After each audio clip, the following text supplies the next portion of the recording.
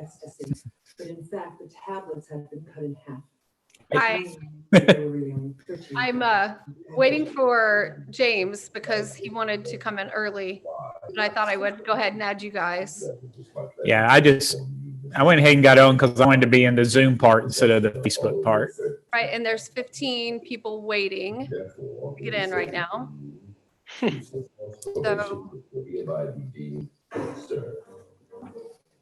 I still don't see him yet. So we'll wait. But we're already live streaming, just so you know. Oh, okay. It's already on YouTube. So hello, YouTube world, if you're out there. So, How do you access that? it's very easy down on the bottom where it says more. Oh, you mean the YouTube? I sent out the link, but if you go on YouTube and search for ASBDA Zoom meeting with Dr. James Weaver and click on live as a filter, it pops right up. But I did send out, I put it on the band directors group, and I put it on the ASBDA website, and I put it on the Band Directors of Ohio because that's all I have. And I shared it myself too. So you can actually share my Facebook post if you want to do it that way too. Right on. Yep, Oh, you put it on your Facebook page too? I did. I did. George Ryan or Blagojevich. It's just another long line of corruption out of the halls. I'm sorry. Oh, let me get rid of my TV. I forgot about that. Hey, I hear corruption. Maybe not the best thing to have on. I'm excited to hear what he's going to say. Me too. He emailed me last night and has some good bullet points. I was like, great. That's great. So I mean, I watched his presentation for CBDNA, but that was 3 weeks ago. So I'm sure a lot of it has been updated since then. I just want to, I hope he's not the person on here that's called banned. Because if it is, I will let him in early because I don't know it's him.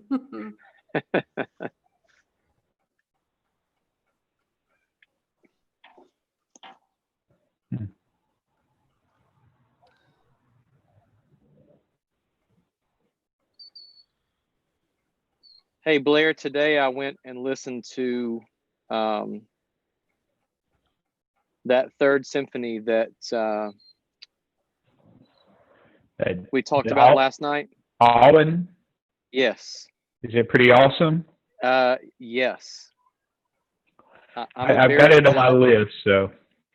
I'm embarrassed that I was not familiar with it, but wow.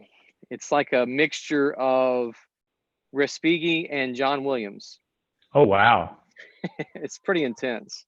Carol's in. Let her in real quick too, so we can talk about the live stream. Hey. Hey, all right, the YouTube Live's about 5 seconds late. It is. Yeah. Okay, all right, cool. All right, I'll get rid of that too. All right. I still don't see him, so I keep looking through the participants. So Are there a lot of people there already? 17 are waiting. Oh my. I don't know how many are on the Facebook feed or the YouTube feed. Let me see if it'll tell me.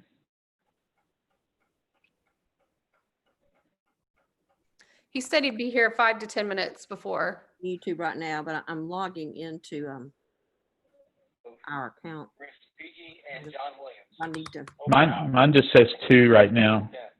Okay. Jeff Cutter's on the Facebook. Oh, is he? Good. Hi, Jeff Cutter. 5 seconds late. Okay. Jeremy's in here waiting. Where is Mr. Weaver? Have you talked to him? Yeah, we texted or emailed a bunch last night. So I just want to make sure I know I put Eastern time, surely.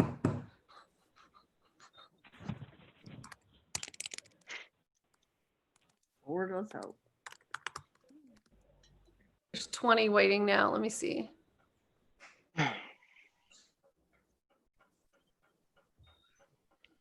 George, no. I'm gonna pull up my email real quick here. Oh, Jamie just texted me. Okay, that's not who I need to see, James.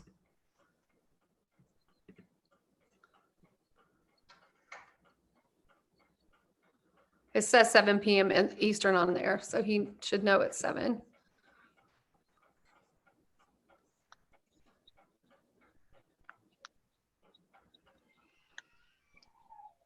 Hmm. And so how does this streaming with it of YouTube, how does that work? What do you mean? You're streaming it to YouTube or to Facebook? To YouTube. Okay. Where will I see it? In YouTube.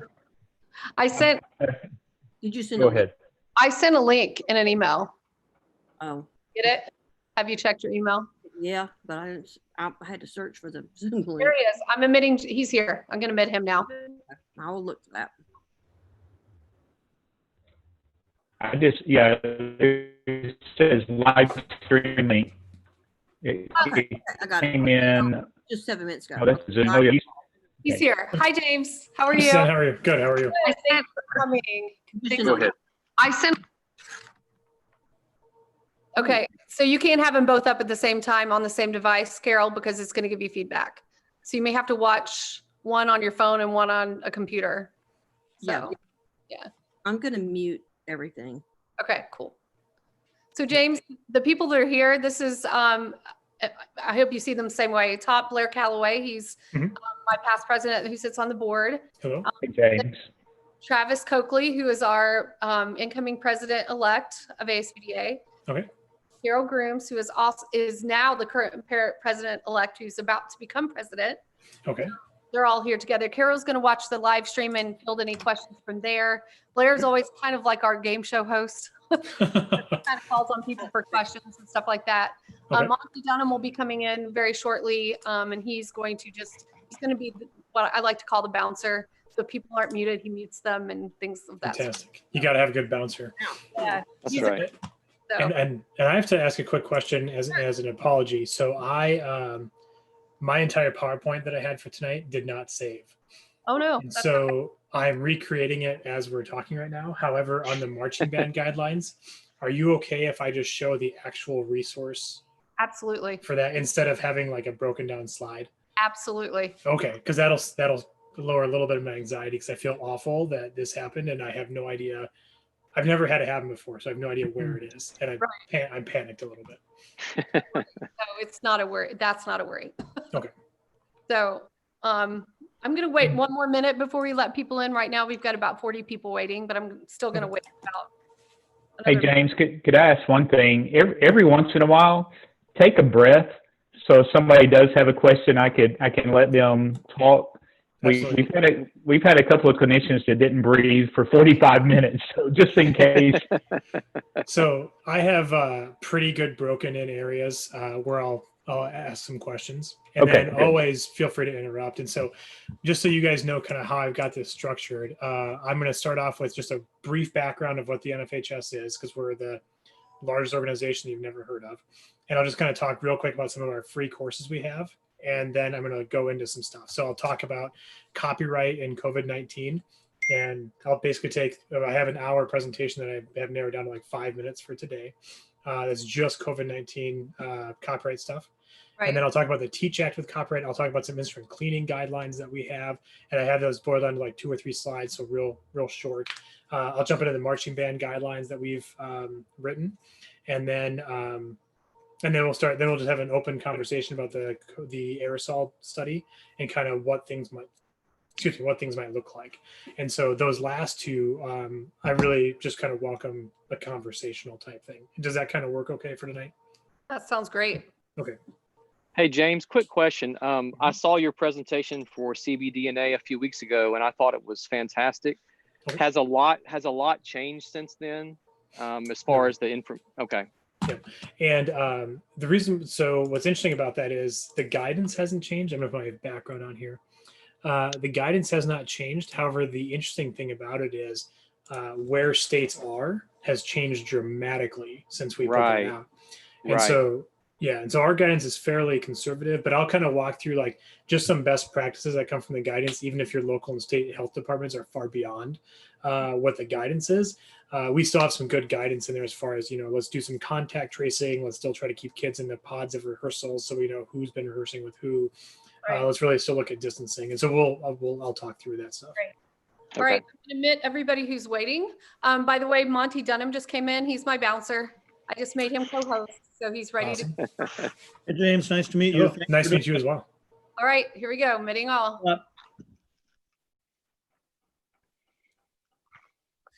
Suzanne, do you want me to start admitting so you can focus on other things? Can, absolutely. Okay, I'm gonna go mute and I'll just manage that. Awesome, thanks. Yep. Switch We'll have devices. 2 more minutes, so that's good. Hello, everyone. Thanks for joining us. Going to give everyone about another 45 seconds and then we'll get started. Yeah, if you took your thing out and he could hear it, he'd probably stay quiet because he'd be, you know what I mean? Yeah.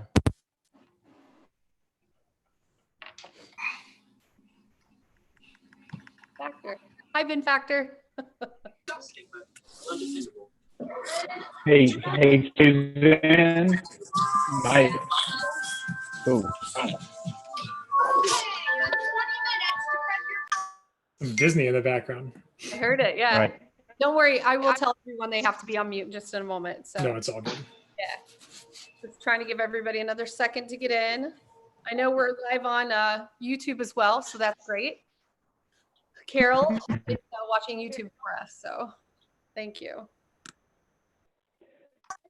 Suzanne, my night that where I look for the exams I has can't a little hear you. button that Blair, you're cutting out. I says can't hear you. go slower or go faster.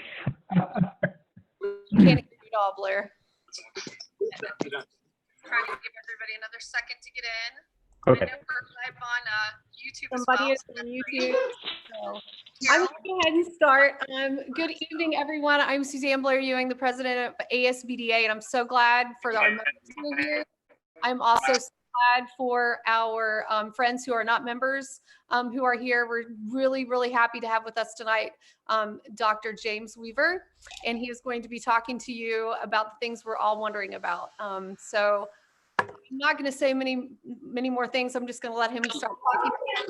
I'll keep the rules right now. I need you to all be on mute. So if you could please be on mute, that would be fantastic. And if not, we can mute you. Just mute everybody. There you go. Yep. All right, James, without further ado, go right ahead. Great. I'm going to go ahead and share my screen here quick. Whoops, I can't. So I'll just introduce myself real quick. So my name is James Weaver. I'm the Director of Performing Arts for the National Federation of High School Associations. And I am very pleased to be here with you today. Basically, I'm going to go through a list of 4 or 5 items for you, which is we're going to talk about some copyright issues real quick when dealing with COVID-19. We're also going to discuss some cleaning guidelines, some return to marching band guidance for the marching band directors here, and then also what are we going to look like when we get to the fall. And I don't have a crystal ball, but we do have a lot of discussions going on in a lot of national organizations. So we are excited to kind of just have that conversation. So the first thing I'm going to go with is, let's see, I still can't share my screen. So what I kind of want to go with on the beginning part of this is kind of what are we doing with copyright in the land of COVID-19? Because I know it has been crazy for everybody and we don't really have a good handle on some of the things that we are doing. We did get a big boon back in March when March and April hit and we were really worried about what's going to happen when all the schools shut down. The NFHS was very lucky to get an agreement with many of the music publishers, including Hal Leonard, Warner Chapel Hill, Barnhouse, Concord Theatrics, to allow us to have a good copyright areas in allowing digital distribution, which is a big issue with what we have in our area. And so if you don't know, the NFHS has been a leader in copyright education for the last several years. We have a very in-depth course on copyright compliance and how to use it in educational settings, including a music course, which is about 2.5 hours long, but you get continuing education credits for it, so it's worth it. But one thing I want to really discuss is kind of what happened when we shut down. And I know you guys all lived through it, so you don't have to relive the tragedy of losing the end of the school year and all that. But when we did that, we had a big problem because copyright law actually prevented us from having our final assessments, whether they were state level assessments or whether they were assessments within the classroom. And so what we did was try to solve that issue and allow for kind of a more open source area to work for us. And okay, now this is working. So let me kind of get to this slide here quick.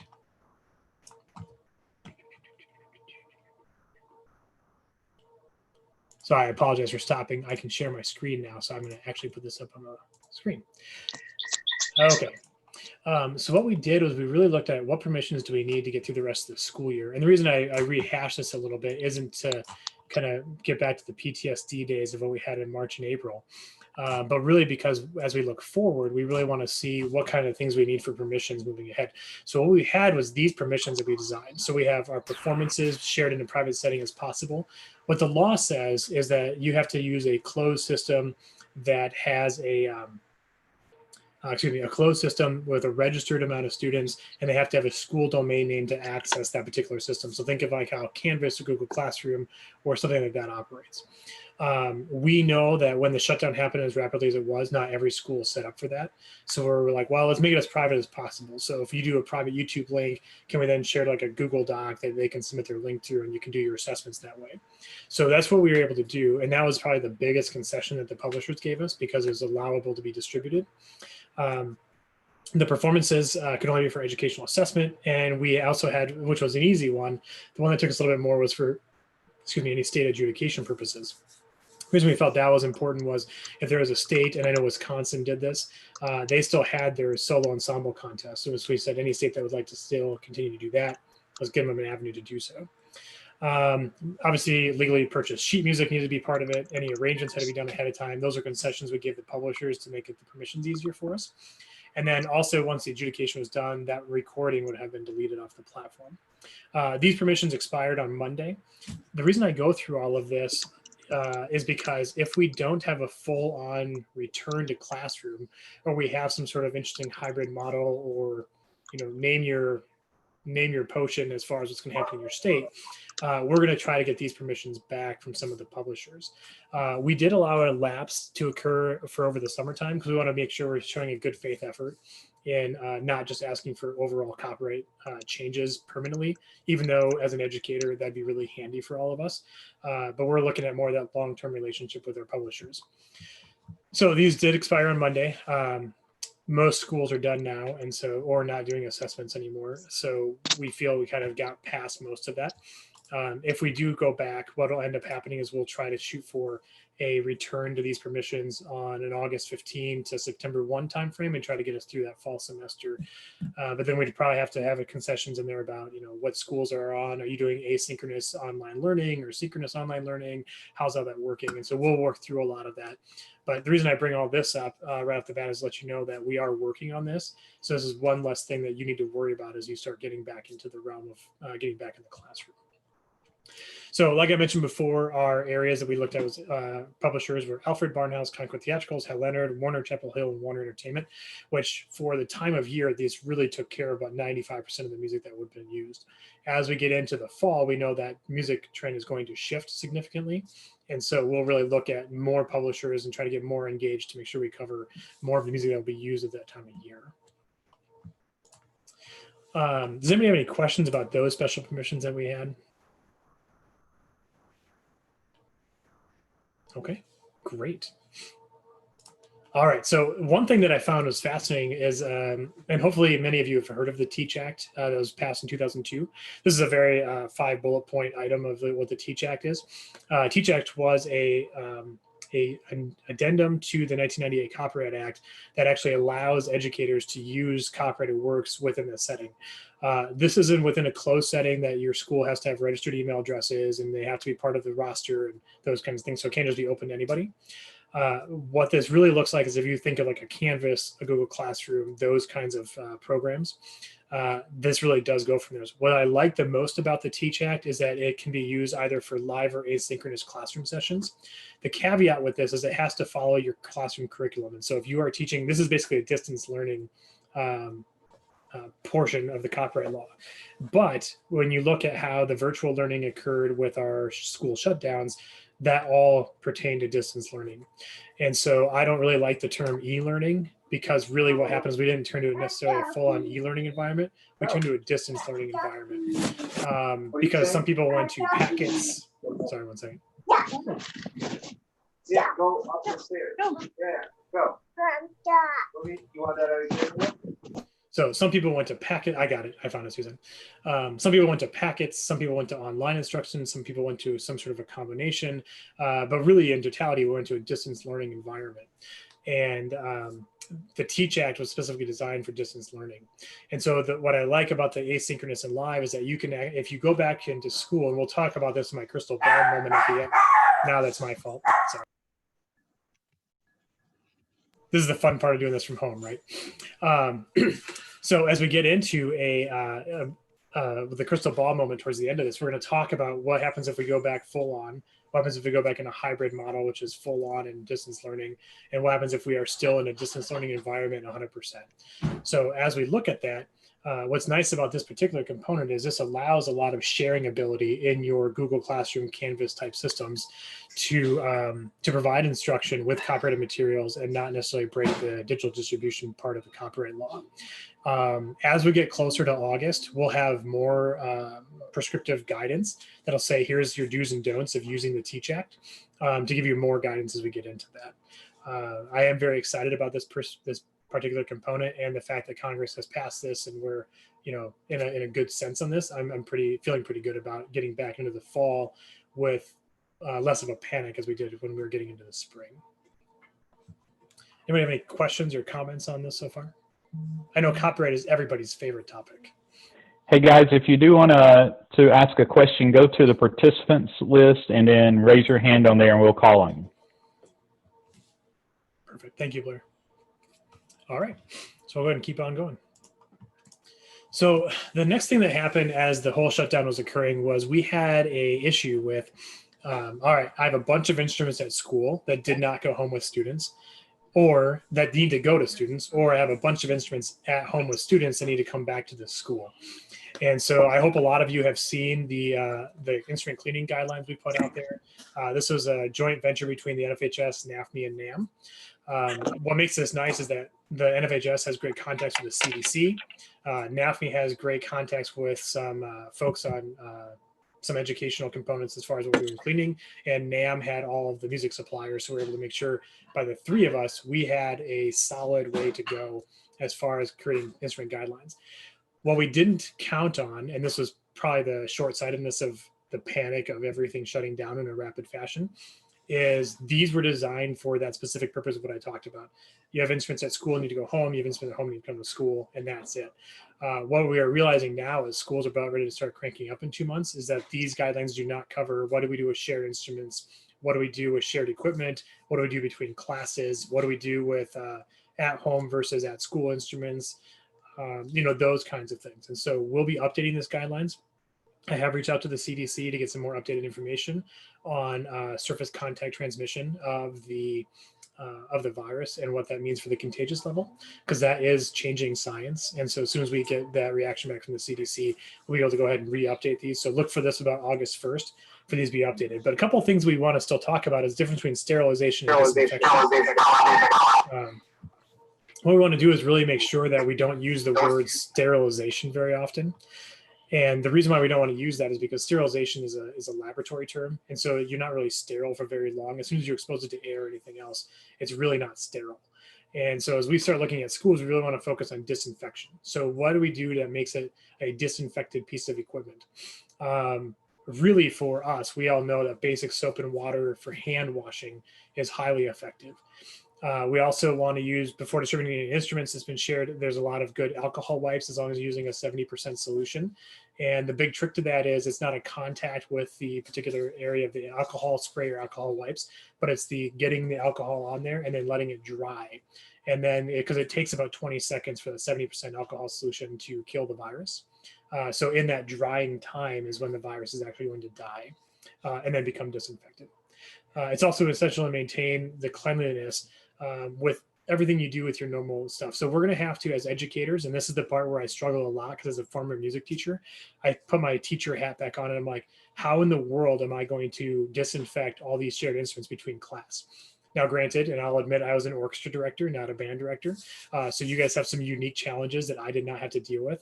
But I would share on average, 40 instruments in my orchestra class between all the cellos and basses throughout the course of a day. well, how do I disinfect 40 instruments when I don't even know if I had 11 minutes to eat lunch, right? Like we all know, I'm seeing some heads nod, so we all know what I'm talking about. So we're gonna have to really be kind of creative on how this is gonna happen. And do we trust students to do this disinfection process for us? I know depending on what age I was teaching at the time, the answer could be yes. More often the answer could be no. But we all know that this is a real thing we're gonna have to figure out. But there are going to be some areas where we can get kids to really do their thing, right? I think it's actually a good thing. We can spend some little extra time being like, this cleaning stuff is very important. One, for the health of the instrument, to make sure we're doing it properly. And two, to make sure for the health of the students, we're doing this properly. The thing I don't want to see is a bunch of moldy reeds on saxophones because the kid hasn't taken it off in 3 months. I know none of you have ever experienced that on this call, but that's one thing that if we can get rid of that particular habit with some middle school kids, that'd be amazing. So that's one thing that I think we do have an opportunity to do with these cleaning guidelines. Also, the thing we want to watch out for a lot, especially if we're going to have students doing any sort of disinfection protocols, is making sure that if you're using a wood instrument, you understand that you don't want to warp the wood by using the improper materials. The FDA does have a very long list attached to these guidelines of things that can be used on different surfaces. And so we just want to really make sure we're being cautious of that. Basically, anything that you would consider harsh should not be used on any sort of wood. Also, anything that leaves a lot of water-based residue should not be used on a wood instrument. So as we got into this, we really looked at a couple of things. We looked at NFHS, NAFME, and NAM Foundation, and we got the stuff from the CDC on how long things last. Now, these are very conservative numbers. And by conservative, I mean they're a lot longer than what we think the virus actually lives on things. But these are laboratory tests where we put the virus on brass, and then we know for a fact that 100% of the virus is dead in 5 days. Now, could it be dead in 2 days, given the environmental conditions? Sure, but we're not going to say that, right? Like we're going to say it's 5 days because that's how long it takes to die. So as you notice, like 5 days is the longest, 2 days is the shortest. Notice nothing dies in less than a day, as far as what we would typically have on our instruments. That's why the disinfection process becomes very important. Now, we had this on there because if you had a bunch of instruments at school and you shut down on Friday, the 13th of March, and no one came to pick up your instruments until the 15th of April, great. That virus should be completely dead. If no one has touched or exposed themselves to that instrument, you should be good. Just spray down the case with Lysol and then away you go. But we're gonna have to shift this a little bit as we get back into the fall, because obviously no one's gonna be able to wait 5 days to share that cello or wait 5 days to share that the big tuba in the back of the room. So we're gonna have to really kind of watch how far that disinfecting goes. All right, any questions on instrument cleaning guidelines?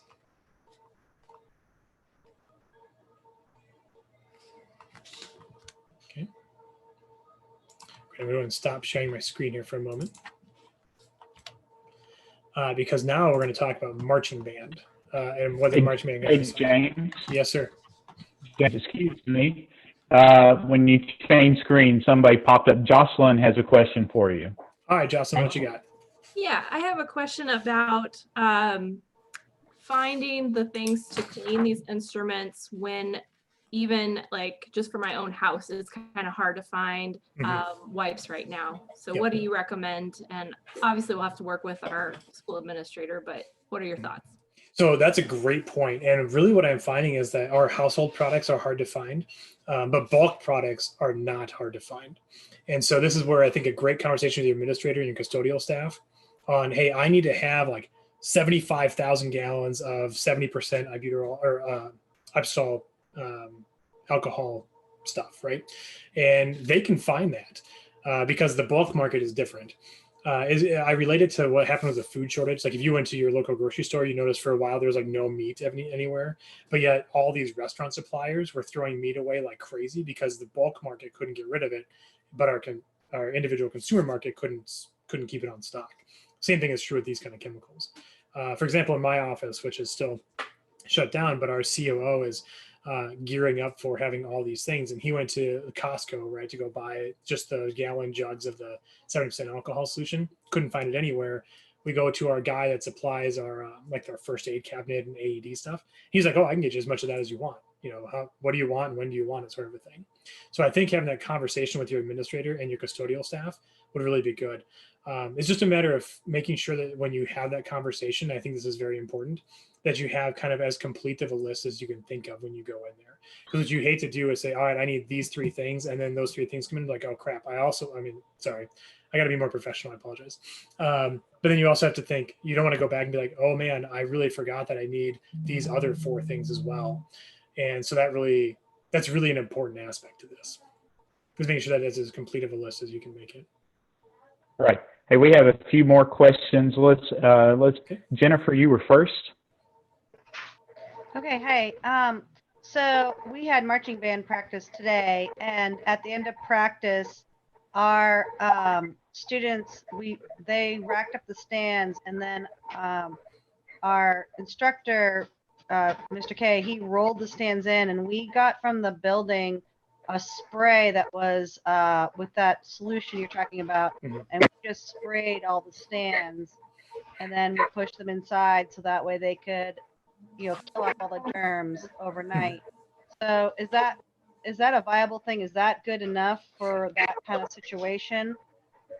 Yeah, so I should preface this with I'm not a medical professional, right? So my knowledge of this is based off of just the research we've done. So I can't say 100% definitive that that's going to do everything. But I will say, as long as when they racked them, it all depends on how you rack them up, right? Because if you have every student with bare hands and breathing with no masks going to rack everything up, you've kind of just created a giant bubble of infection area right there, right? So there's an important part, like the PPE that has to go with that. So mask, glove, or masks and freshly washed hands, or masks and hand sanitizer kind of a thing, and putting them on there. And then when your other director rolls it in, making sure they have washed the area or sanitized the area they're pushing, because this all goes through. It kind of gets scary quickly. Unfortunately, I've read about 300 articles on COVID-19 stuff, and which I recommend and don't recommend at the same time for all of you to do. But it kind of gets scary quickly, like how you have to think of all the logistical steps to making that all happen. But in general, yeah, if you can spray everything down so it's all like dripping wet with this 70% alcohol solution, that by and large would do that.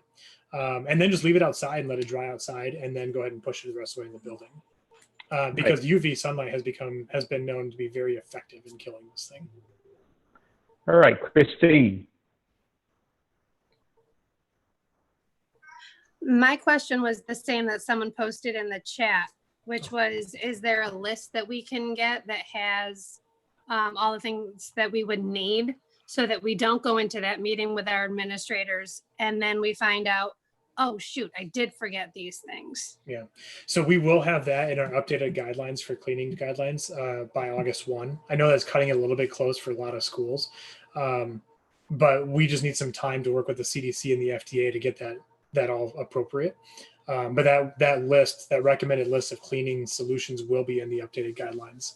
Right now, what we have in there is a very long list from the FDA, which may or may not be useful, because I don't even know what half those things are, because they use their chemical terms, and I'm not that kind of guy. So, all right, James, we got one more for right now, then you can go on for a little bit. Jeff, do you have the question? Yeah, I know that there is different thoughts on how the virus is spread via surfaces and versus aerosol. Is there any guidelines in terms of will we need to disinfect chairs, percussion equipment, things like that? So really the recommendation is anything that is shared needs to be disinfected. So if you are using, let's say we're out in marching band, we have all of our auxiliary percussion equipment out there, right? Those percussionists are running throughout. They should really be assigned to a singular instrument and then disinfected before the next person goes on there. For example, any percussion sticks should no longer be shared, because you are unable to disinfect those between students. And we'll kind of go through that a little bit when we dive a little bit into the return to marching band guidance. But yeah, so the strictest interpretation of that is you should be disinfecting anything that's used throughout the course of your rehearsal. Now, again, like I said earlier, that is a really big burden on the director. And for that, I'm going to apologize in advance, right? This is not James Weaver telling everyone you have to do this. This is the the COVID-19 pandemic telling everyone we have to do this. So don't send me any hate mail or anything like that. But I do think there's ways to kind of mitigate those things, right? So the number one thing we need to do is make sure that our students are following proper hygiene standards, right? Make sure they are washing their hands before they get to the building. They're washing their hands when they get to the building. There's hand sanitizer available. They all bring their own hand sanitizer with them. I have a feeling some of those things are just going to become societal norms in the next few weeks to months, where everybody just has hand sanitizer and they're just using it. Where before it was kind of a novel thing, like, oh, you have hand sanitizer, great. I just touched a Nikki doorknob. Where now I think everybody will have that with them all the time. And so, yeah, the best thing is to do is kind of disinfect those after every rehearsal, especially anything that could be shared or touched. However, this is not uncommon. You're gonna have 100 students in a band room in a rehearsal. How do you disinfect 100 chairs between rehearsals? I don't have an answer for that. Yeah, I wish I did, but I don't. Yeah. Thank you. Mm-hmm. All right, we're ready to look at some return to marching band guidance. Great. Suzanne, do you know how many people are marching band folks on here? Is it a lot of them? I'm sure there are a lot, but since Okay. we opened it up to anyone who wanted to be here, it's hard telling. There's probably 85% to 90% are. Okay, not a problem. The only reason I ask is because I just want to make sure if we're like 50-50, I want to go a little quicker through this so I don't bore the people who are not. So. Okay, let me answer Erica's question real quick in the chat. Erica put on there, how do you go about disinfecting the inside of instruments as well as storing swabs? So the inside of instruments is just a general cleaning with a mild soap. Actually does a really good job. If you have an instrument that you can't do that, then that's where the alcohol component comes in. As far as the storing of the swabs, same thing applies, right? You disinfect the swab and then you store them. What I would do is disinfect the swab, let it dry, and then just store it in a plastic bag. That way and then write their names on it. So like this student's swab is this one, right? And their names are on that bag. And then obviously fresh bags after it's been handled too much. So does that help, Erica? Yes, that helps a lot. Thank you. Okay, perfect. All right, so I'm going to share my screen again, and I'm going to apologize because I have far too many tabs open on my screen, but I'm not going to close them. And now, because I mentioned it, all of you will look at it, so that was a bad move. All right, so here we go. Guidance for return to high school marching band. What we did on this, we have a robust sports medicine advisory committee, and a few weeks ago, our SMAC committee put out guidance for return to athletics and activity. So when that happened, the biggest criticism we had was, what do we do with our marching bands? Because these guys are coming back at the same time or before football. Very fair sentiment. So we went through and created this. This is basically a document, and I'm going to put this document in the chat window so everyone's got it. Chat. Give me just a moment. Or I won't. I'll put it. There it is. Here we go. All right, so that's where you can find this PDF at. And so what we did is we kind of went through and said, all right, so what do we need to make sure the band directors need to understand as quickly as possible? And that's good enough that they can say, hey, students, read this thing and understand what we're going to be doing because it's going to be different. And then we broke it down into 3 phases of reopening based on your local and state health department recommendations. So this beginning part is just kind of like, how did we make this? So I'll skip on that. The next thing are these preliminary questions you need to ask. So you need to ask a couple of questions. Will your state association conduct athletics and activities regular season or championship for public school statewide or closed to in-person instruction? So if you go to that full-on virtual model, are you still going to have athletics and activities? The next one is, what if only some of the schools are closed in like hotspot areas? For example, we saw this in Mississippi. They have a full-on open for most of their schools for summer participation, but then they closed one northern district because of a hotspot blow up over there. And so what happens when that occurs into your state? Will your state association still have that occur, or your competitions and practices? Will your association conduct athletics and activities in regular season in sports deemed lower risk? And that's important for band. And I intentionally did not take sports out because if we're running sports, we're running music, right? Like that shouldn't change. That's just my big thing is if they're running football, we'd best be running marching band. This is the music advocate in me. And so, so that's kind of where I keep that in there. And then are the recommendations unique to your state, region of your state that you need to take in consideration when developing return to activity guidelines?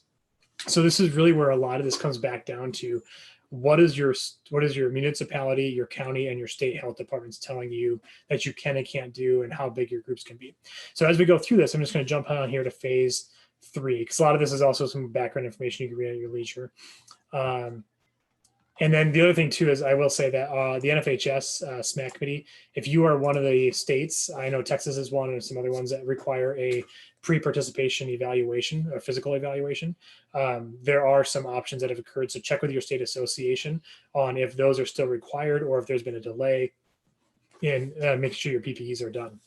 The reason why there's maybe a delay is because a lot of the primary care providers have limited ability to see people. And so you may not be able to get all the PPEs in on time. So check with your state association as far as how that goes. All right, so in our phase 1, this is our most restrictive. And remember we wrote this 3 weeks ago. And so the irony to this is that all the states are opening, whether they meet their opening metrics or not. And so most of us are beyond phase 1 already. But I'm just going to say a couple things here as a highlight. Is one thing we want to do for everybody is that we should be doing a health screening real quick. And I'll show you at the bottom of this document what the health screening looks like. It's really quick and easy and just kind of does, it's a great tool for contact tracing. The next thing we kind of look at is down here, want to make sure that vulnerable individuals should not oversee or participate. So if you have students that have high health risks or directors that have high health risks, make sure that you're taking extra precautions for those guys to make sure that you're not putting anybody at any sort of risk that they are not comfortable with. I know age is an issue, pre-existing medical conditions are an issue, and so we just want to really watch out for that. The next thing we have is, this is again the strictest one, but we talked no gatherings of more than 10 people at a time. Well, for a 250 person marching band, that's not a lot of people. And I understand that. So what we kind of did here is this next bullet point kind of looks like it contradicts the first one, where it says no more than 5 to 10 students in pods. Because if you think about it this way, football fields are really big. And so if you have a pod of 10 students way over in one end zone on one side, and you've got a pod of 10 students way over in the other end of the end zone on the other side, using some like every 20-yard sort of markers. And I use that arbitrarily. I have nothing about 20-yard markers. But if you have something like every 20 yards, are those guys spread out enough where they're not really having any contact? The answer would probably be yes. But the reason why the pods of 5 to 10 are important is because if one student gets sick, you know who those 5 to 10 students are that are always around that one student. And so the contact tracing gets real quick. So that way one kid gets COVID-19, maybe gets severely ill, you're able to go to those other 4 to 9 people, depending which pod you use, and say, all right, so we need to really make sure that, are you healthy? Are you experiencing any symptoms? And those kinds of things to make sure we can really contact trace those down. Maybe pull out of rehearsal for a little while we kind of wait to see what happens. So that's why that's important. The other thing we're really looking at is, students should be spaced in a minimum of 3-step intervals in this particular phase, just to keep them spread apart.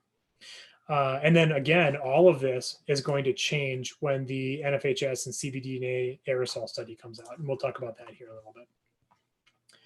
Facility cleanings, this is the same thing as we talked about in the cleaning guidelines. Make sure they're all there. One big change for marching band is hydration. So this is an area where we want to make sure that every kid's bringing their own water bottle. They don't share any water bottles. We don't use water cows, troughs, water fountains at all because of the shared connectivity there. We already know that COVID-19 can last a while in some sort of surfaces and some sort of liquid solution. So we want to make sure we avoid that. The other thing we recommend is that you block off a 4-foot by 3-foot space for the students to drop their gear and put a little X in the middle of that. So a kid will come in, drop cases, extra shoes, whatever they're bringing. But that way you make sure that, you don't, because I've seen it, I'm sure all of you have seen it too, like kids just get in and they drop their case on the sideline and then they walk in and all of a sudden you have 50 cases in a giant pile and then some kid can't find their case. And they're like flowing through all the cases, and we just want to avoid that. So it's an arbitrary level of distance between 4 feet wide and 3 feet deep. But we thought that that's big enough to allow for equipment to sit there and yet allow for some space. But if you personally feel that I want 6 by 6 or I want 3 by 2 or whatever you feel works best for your situation, we just really want to make sure there's separation there between the equipment so kids aren't going in and out, and then assign those spaces for the students. And then what happens is also in phase one, we don't recommend any indoor rehearsals because we already know that one, the virus does not spread as easily outside. It spreads far more easily inside. And until we have the aerosol study done, we don't really know how the virus aerosols are spread in choir and band and all through orchestra in there too, rehearsals and play and performance. And the reason I'll throw orchestra in there as well is because you do breathe differently when you perform music. And anybody who tells me that you're just breathing like normal, they've never actually played a string instrument. Just throwing that out there. All right. So in phase two, what we do allow is no more gathering of 10 people inside and then 50 people outside.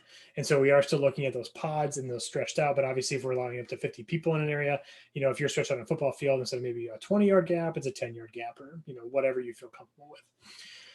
And then we go into phase three, where it's basically, all right, make sure nobody's sick.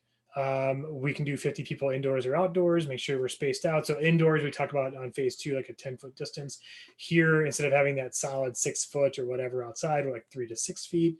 And the reason why we do that is because that's really been the guidance that's occurred from the CDC for when the restrictions are eased. And so that's kind of where this comes from. But this would really go on to what happens with your local and state health department guidance. So if they're still saying 6 to 10 feet, you go 10 feet, right? What I would recommend is anything where they have a range, you go to the maximum amount of the range and stay there or a little bit wider. And there's some things on this too, like, you know, are we really doing all this? Because how can we prevent the student going to the mall after they're done with the rehearsal or to the pool or wherever? Well, we can't, but there's always an expectation. There always has been and always will be an expectation that schools are the safest place that students can go.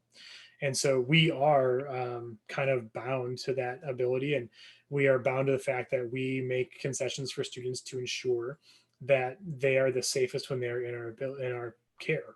And so that's why it's frustrating for me creating all this guidance knowing that a student just walk out and do something stupid. But that's no different than what they could have done on a normal Tuesday. So there is that. So we try to make sure that when they're in our care, we've taken every precaution to ensure their safety. All right, so then the last thing I'll go through on this before I go to the symptoms check at the bottom is kind of who should be allowed in here. So on a tier one, if you're in that phase one area, actually these tiers are kind of your preferentials here. So no matter what phase you're in, this is the tier of importance. So student participants, directors, adjudicators, event staff, medical staff, and security. Those are the ones that are essential to have at your events. The next ones would be, you know, media presence, and then the next one after that would be spectators and vendors. I would say spectators are more essential than vendors, but that's up to whoever is running your festival or contest or whatever you have in your state. So kind of keep that in mind. And again, it's all based on the state and local health department. For those of you who have athletic trainers as part of your marching bands, we do have an athletic training services component. And then we're going to come down here, and I'm just going to, then there's some basic information and some citations. So down here in Appendix 1, we have this COVID-19 director monitoring form, and you can print this off and go crazy in your own place. And basically what we're doing here is we're looking for, do they have a fever, a cough, sore throat, shortness of breath, or close contact that they've had with somebody who is known to have COVID-19. And this can be a self-assessment for your students, right? They can come in, write their name, which poses other sorts of surface contact issues. Or you can have a director write everything as they come in and just have the student stand at the 6 foot distance and then ask them the questions and then go from there. We want the name and the time they checked in. So that way, if we do have to do some contact tracing, we're able to make that happen. I'd recommend printing this off for each individual pod of students. So if you're going to have those pods of 10, you can go ahead and get each one of these sheets for an individual pod of 10. That way, if contact tracing needs to occur, it becomes much easier. So any questions or comments on a return to marching band?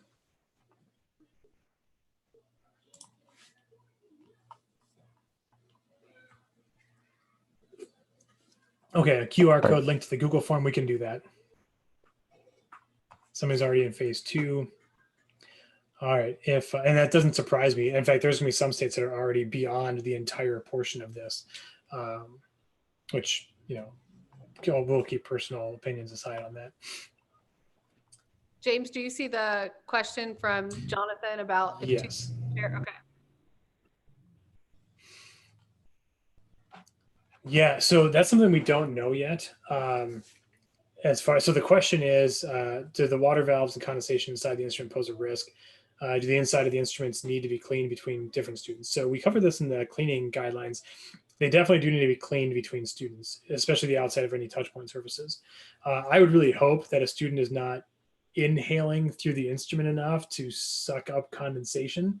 That's really gross. So we really hope they're just not doing that. But we also don't know if there's any sort of floaty things, floaty aerosol size things in the instrument. We just don't know that. And so on the abundance of caution, we would want to have that clean between students. The other thing let's see. Yeah, the other thing I do want to mention about spit valves is that when we do return to the inside of the school, the emptying of spit valves on the floor and just kind of letting it permeate there is probably a practice we need to just cease in overall, because we already know the virus can last a long time in those particular droplets that would hit the floor.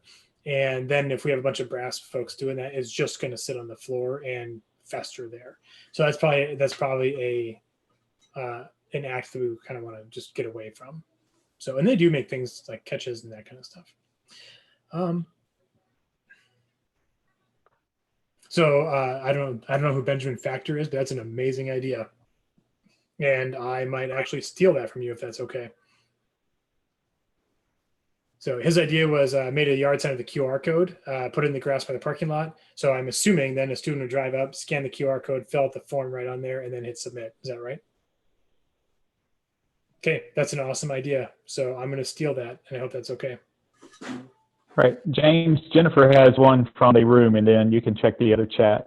Okay, sounds good. Okay, thanks. So yeah, we did start we're in phase 2 right now. We did have a problem in our area where we have to be by area, so we can't do pods in a football field. Yep. So I just want to put out there that the way we handled that was we split our group. Well, we have like 250 or so who march. So we're using centers. Like we have one group with one director in one big area, another area. And when we go out, we get into our block formation, which is 4-step spacing all around. Okay. So for those of you who haven't done that before, it's really helpful because one director is doing musical rehearsal with the group, another group is doing stationary fundamentals, and another is doing forward marching. And then the groups rotate.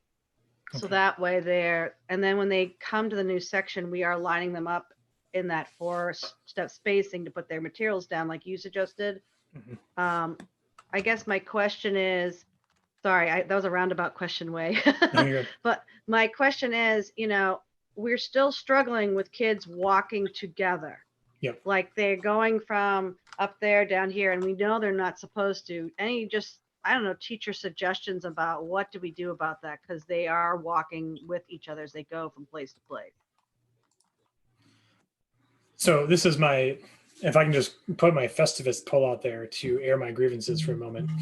This is one of my issues that we're coming up with schools, right?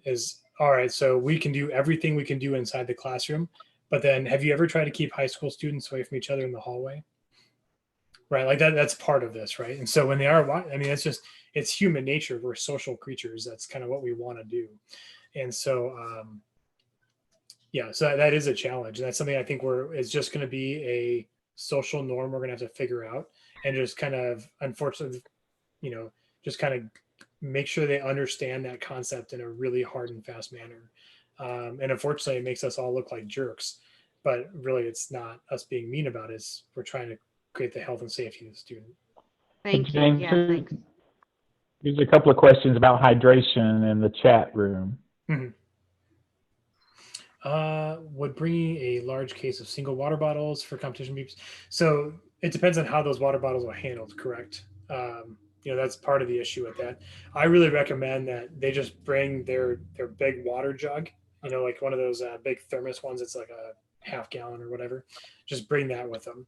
As far as water refills, that's a great question on how to do that.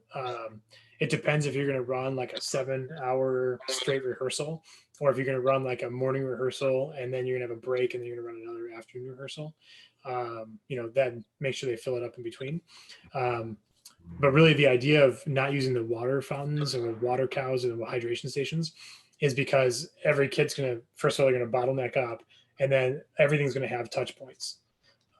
So that's the reason why to avoid those kind of stations. Yeah. I will say though, I did see this cool thing where somebody put a kick pedal on a music stand and put a wood block at the top. And so when you push the pedal, it raised the stand and it squirted the hand sanitizer out when the thing went on the wood block. So that was a kind of a cool deal. So because interestingly, like DCI a few years ago, they had they're trying to get kids to stop getting sick on tour, and they ended up finding out that everyone was getting sick because even though they're using hand sanitizer before lunch, they're all touching the top of the hand sanitizer bottle to put the hand sanitizer in their hands. And that's actually the point of the surface that kept getting them sick. So that's one reason why I recommend everyone has their own individual hand sanitizer.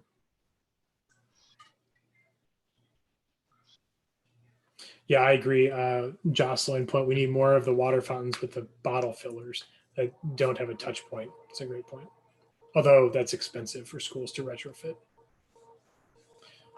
All right, any more questions on marching band return?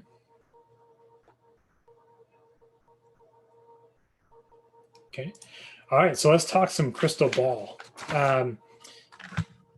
What is this all gonna look like? And so on Friday, the NFHS and NAFME are gonna be releasing guidelines on return to music education and where we find that it's important. We will have a one-sheeter in there for your administrator that talks about how music can and should still go on in your fall and in your school. So those of you who are having those hard conversations, we will have some stuff to help back that up for you. I'm sure you are hearing all sorts of things in your schools about how we're going to get back. Are we going to go back online only? Are we going to go back like nothing ever happened? Are we going to go back having 25% of the students in my school at a time? We're going to go back in some sort of weird mixed hybrid thing where, 25% are never coming back and 75% are going to come back. They're going to come back on like 25% on Monday and 25% on Tuesday, 25% on Wednesday, and then they're going to rotate through. There are crazy models out there that everyone is exploring. One model I heard, which is crazy to me, is like you take one class a day for 6 weeks. Like for example, they take math for 6 hours and then for 6 weeks, and then they'd go to the next class for the next 6 weeks. That's crazy, right? Like there's a whole bunch that's wrong with that. And it makes our jobs as music educators extremely difficult. So when I look at what do we do when we try to make the crystal ball a little less hazy, I really think that pre-communication, which should happen today for everybody with your administrator, is really important. I always talk about how music educators are professional problem solvers, right? That is just what we do. You want to solve a problem, give it to a band director and wait a couple hours and they'll come back with a solution. That's what makes us awesome. And so I really recommend, hopefully you have good relationships with the administrators. If you don't have that good relationship, now is a great time to build that relationship. When I was a school administrator, I had a sign in my office that said, complaining without a solution is just whining, and there's no whiners allowed. And so when a teacher would come into my office, I'd be like, great, I see your problem. What solution do you have for me? It may not be a great solution, but at least I know they've really put thought into getting forward on that.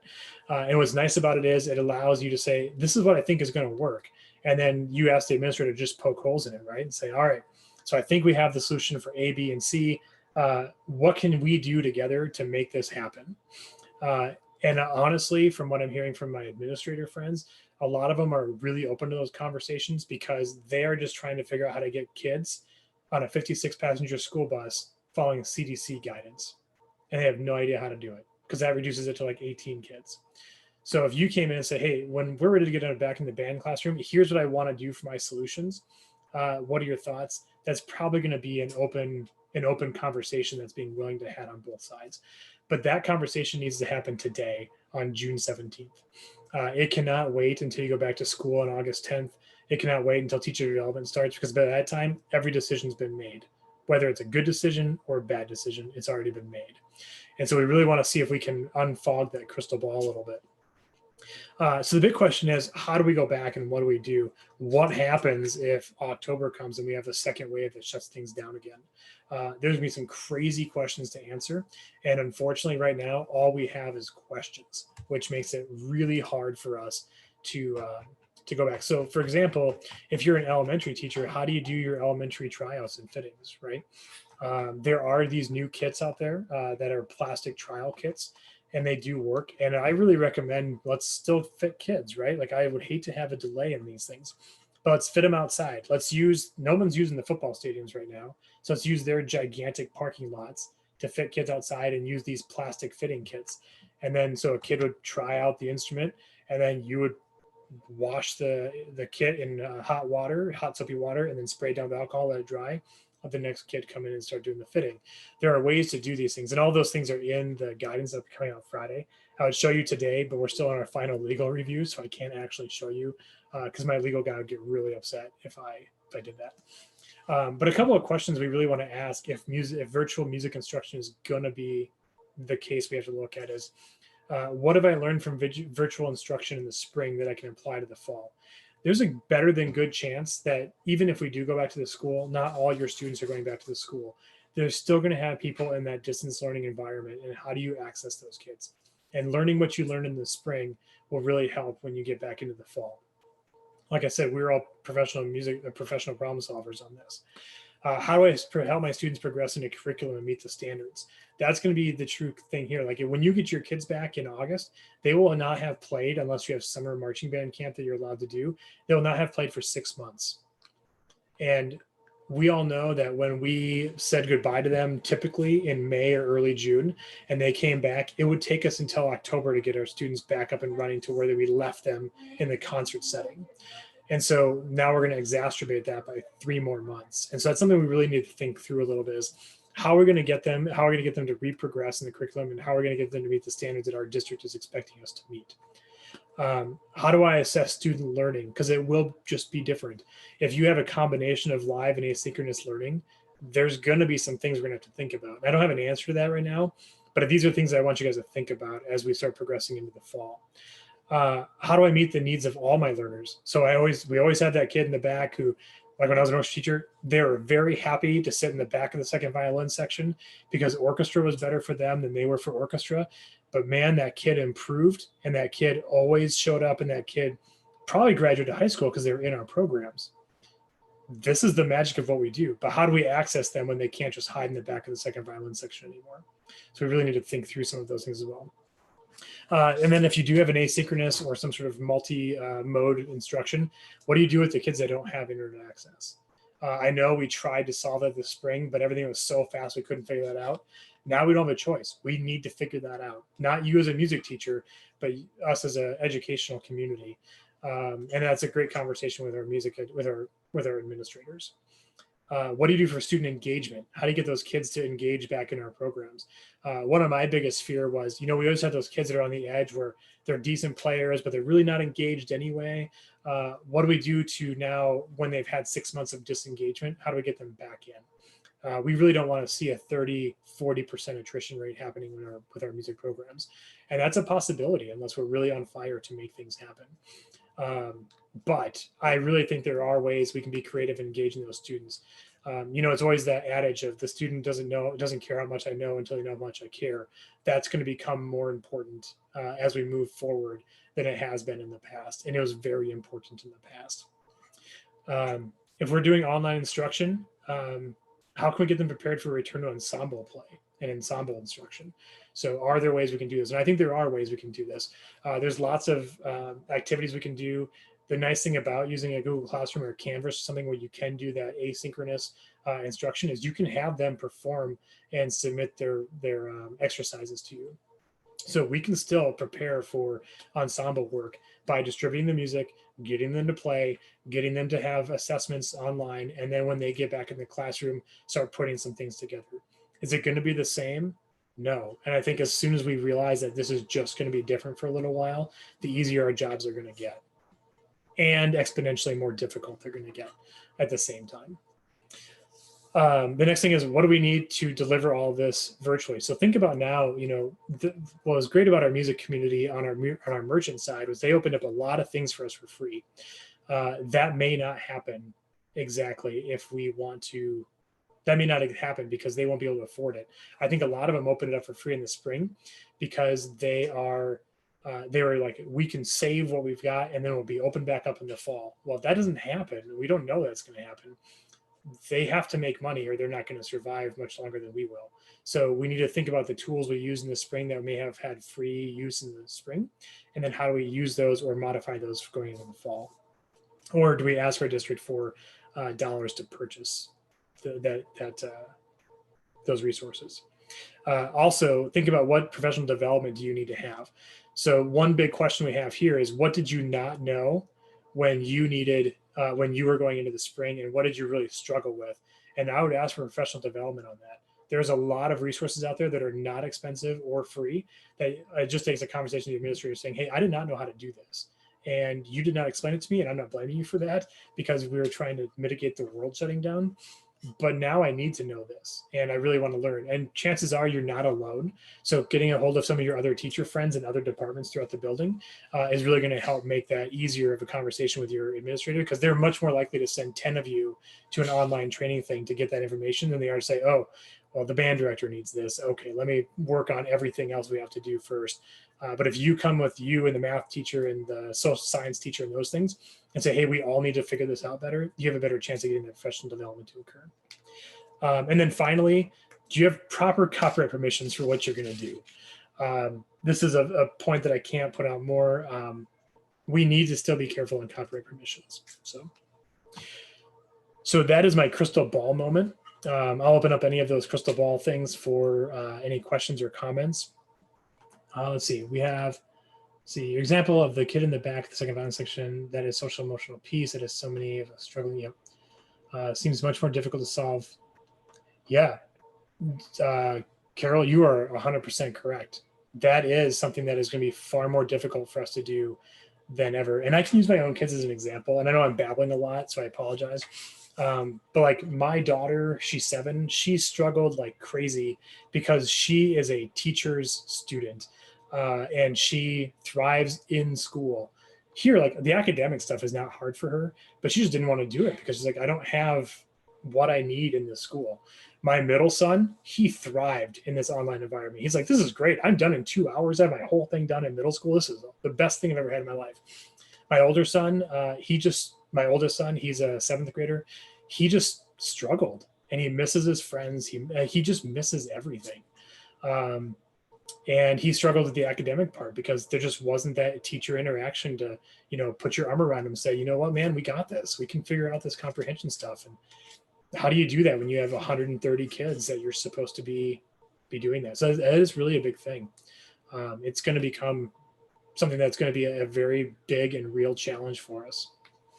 Let's see, if you had to, sorry, Blair. James, let's come from Jay in the room, and then you can see Travis' question in the chat. So Jay, if you'll come ask your question from the room, and then Travis has one in the chat area. Perfect. Yeah. Everyone is waiting with bated breath for the results of the Colorado study. Yep. And yet there are 2 studies that have already been completed, both of them European. Mm-hmm. One was the recent study from the University of German Armed Forces in Munich and the Charity Hospital in Berlin. And there was also a French study of players of the Vienna Philharmonic Orchestra. And the Bundeswehr study was accompanied by a video that you can watch on YouTube.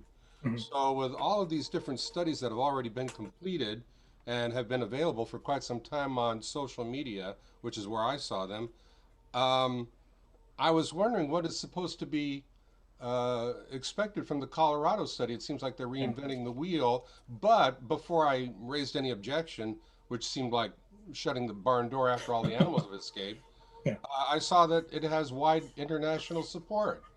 So I'm wondering, what is the Colorado study doing that these others haven't already done? So I'm actually the co-chair for that study. We've gotten 100 music organizations to support this study. The big difference is between the European studies and the one we're looking at here. The one we're looking at here is a really high-tech scientific study on the microscopic aerosol distribution from musical performance in an educational direction. So the Vienna study, for example, and there's one in Bamberg that was very similar. They used a smoke visualization test So they basically put smoke in the instrument. One of them was crazy. There's one that was done where they actually had professional singers inhale vaping from an e-cigarette and then sing and just see how it went out. Don't do that. That's really bad advice. But with the smoke visualization studies, is it still only shows what is visual to the human eye. And even the high-speed cameras they use and the fancy lighting they had, it still does not show microscopic particle and aerosol distribution. And some of the studies we're looking at show a potential, and I will say big potential, of a 35 to 40% viral load in those microscopic aerosols. And so the study that we're chairing, this is why it has so much support, is because Dr. Miller and Dr. Milton, who are our two lead researchers, they are worldwide experts in indoor environmental engineering, specifically with viral pollution and bacteria distribution. And so these guys are they're the stuff when it comes to this. And so the chamber they have, here's the big difference, is that we have a whole list of exercises that we're going to be doing. And those other studies really said, is it more dangerous or not? That's the only question we're going to ask. We're going to make the assumption that, sure, it's probably more dangerous, right? We don't know this, but we're going to find out. But that's not really what our main goal of testing is. One, we're going to find out how much aerosol is distributed, what directionality is it distributed based on different instrument types. How much is distributed, and then we're also testing a huge litany of mitigation techniques. So what happens if we play, like I can show you this thing here real quick. I don't know if you can see it with my, nope. Let me turn my virtual background off. You guys will get a sneak peek in the world of what we're doing.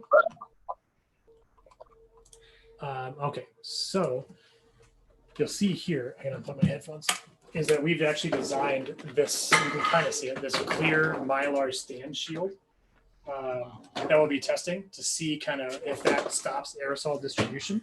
We also have a whole host of new technologies we have for, and just common things that exist around your house that we can use for mitigation tests. And so one thing we're going to test is just, all right, we'll open play. What does this do? The next thing we're going to be testing is what mitigation techniques actually try to make this safer to an acceptable level of risk. And that's really what sets our two apart. The other thing is a suite of sensors that are going to be used for the aerosol tracking. So not only are we going to use the high-speed cameras like what the European studies did, we're not going to use smoke visualization. We're going to use a laser visualization. So every particle that exists in there will be bouncing off lasers. Kind of like what a Japanese study did with a guy who, they did the one about the louder you talk, the more it spreads. And so it's kind of based off that one.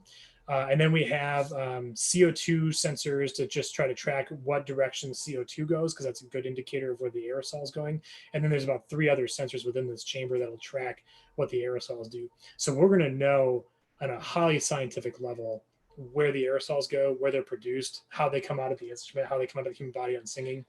And then the other thing we're testing is 4 brass instruments, 5 woodwind instruments, the 4 vocal ranges, musical theater, as well as stage speak and whatnot. And then my favorite part is we're going to throw some poor folks onto a treadmill, make them run as fast as they can for 10 minutes, and then throw them in the chamber and see what that does to simulate marching band show choir movements on a field and on a stage. And so that's kind of the difference between what the European studies did and what we're doing, if that makes sense. I'm impressed. Yeah, now it became wildly expensive, right? When we first did this, our first quote was $37,000 for the whole thing. And Mark Speed in the CBDNA, he's my co-chair.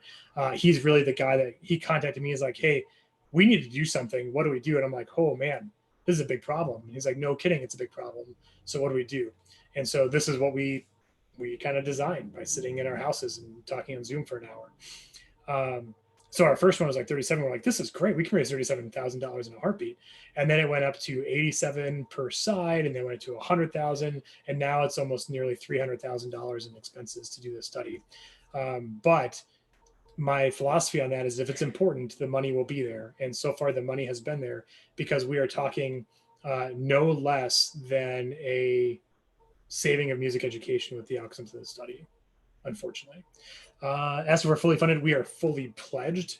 However, some of our pledges aren't following through, so we're just we're bouncing back and forth a little bit. We're about 95% there. Thank you. Hey, James, you may have to scroll up for a couple of those questions. So if you'll look up. Yeah, I was about to tell you the same thing. The first one that we haven't responded to is from Travis Coakley. Okay, so if I had to guess based on what you've heard from others, what do you think of the fall will look like, and should we expect a second wave? So I think and this is from Dr. Fauci. This is not from James Weaver, so let's kind of keep that in mind. And I'm sorry, you guys now are looking at my daughter's artwork in the background, so hopefully you enjoy the back there. So they're expecting a second wave to occur sometime late September, October-ish.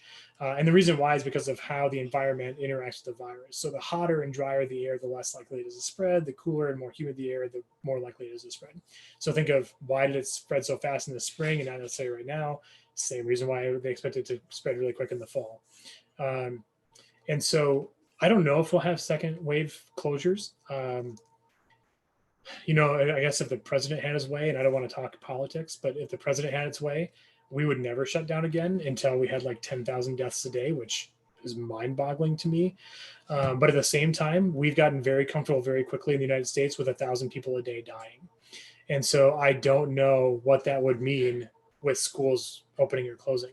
I think what would be the determining factor on that, to be honest with you, is if we see a big spike in childhood infection rates, because we haven't really seen that yet. Like most of the infection rates are at 20 and higher. But if we start seeing a lot of youth infections, that could really change the calculus on what schools do.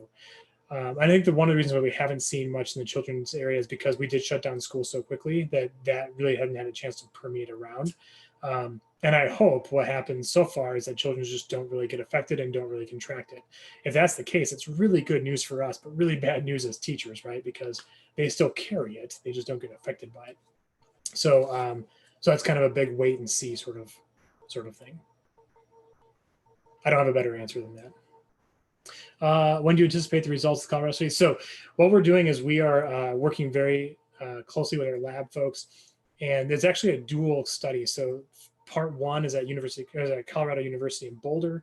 Part two is at the University of Maryland, because we have to duplicate the study to ensure that all the results are valid. That's one reason why it got so expensive. We're hoping to have preliminary results from the Colorado side by early July. And we will start issuing guidance based on preliminary results, and then we'll provide better guidance based on the duplicated results and all that. But so kind of hang tight, and we're hoping for something by early July. Let's see. Next one. Okay, I've heard maybe mid-July. Of what value are the bell covers that recently hit the market? I'm not sure, John, what that's referring to. I'm sorry. You can go ahead and speak, John, if your microphone's on. John Taylor. You're unmuted, it says. No, we can't hear you.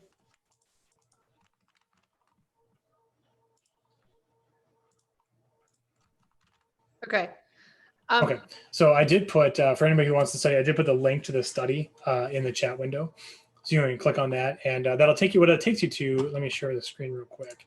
I know we're running short on time, so I'll stop babbling here in a moment. But right here, we do have here's the basic of it. And then if you really want to see what it is, here's a statement of work with how this is doing.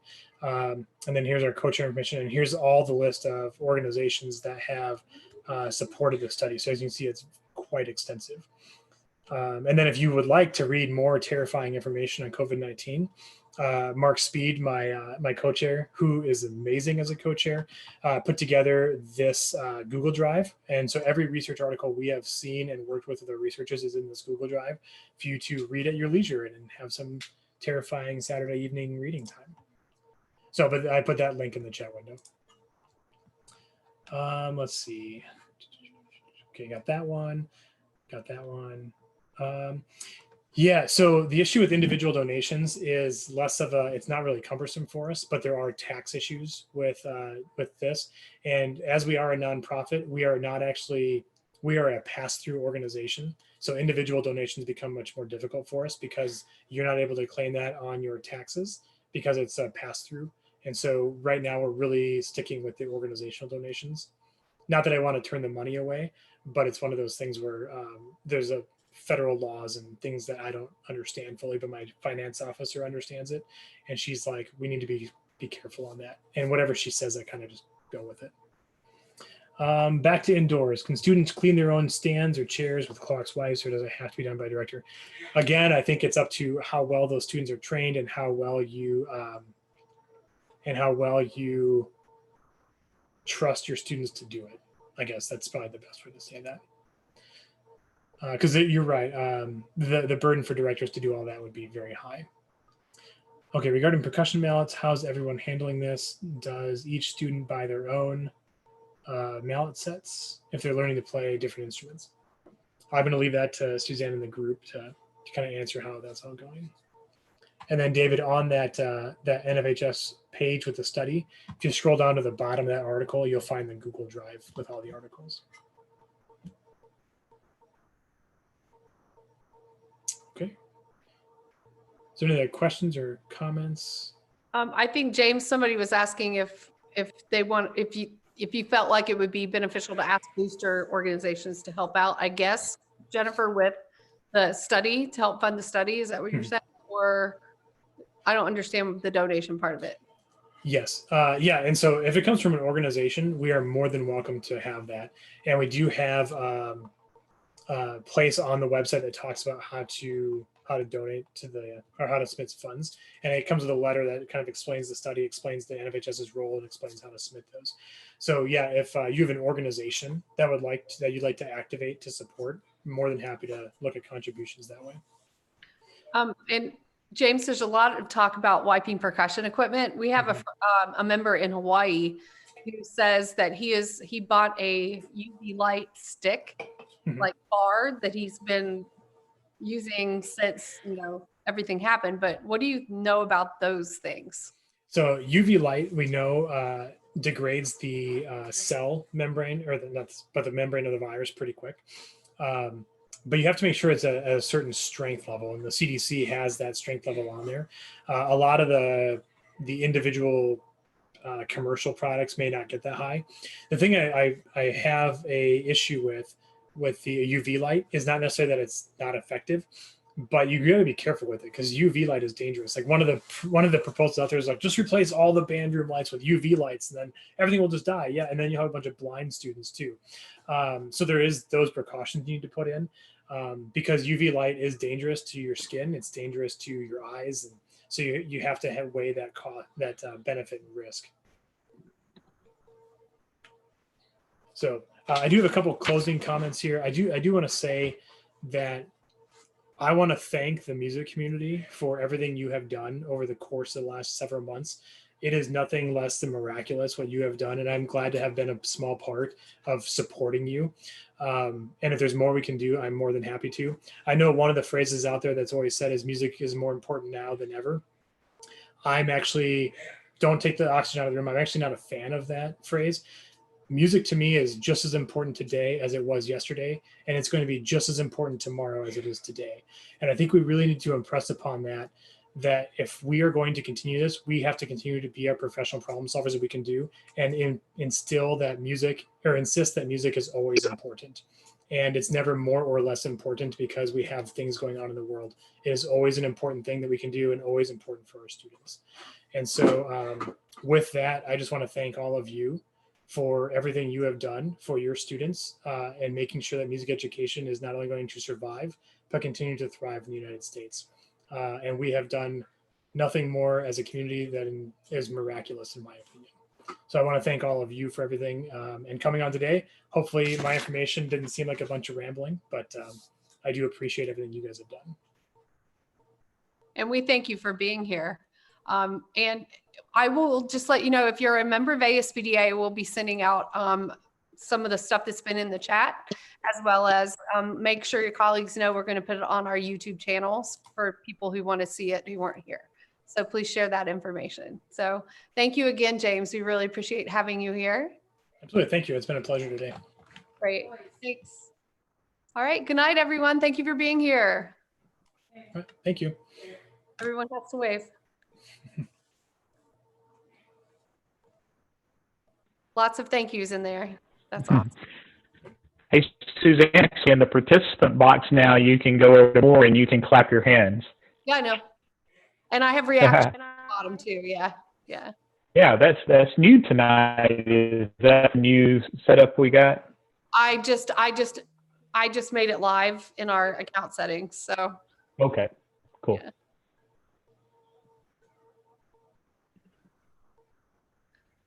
Goodbye, everyone. Thanks for being here.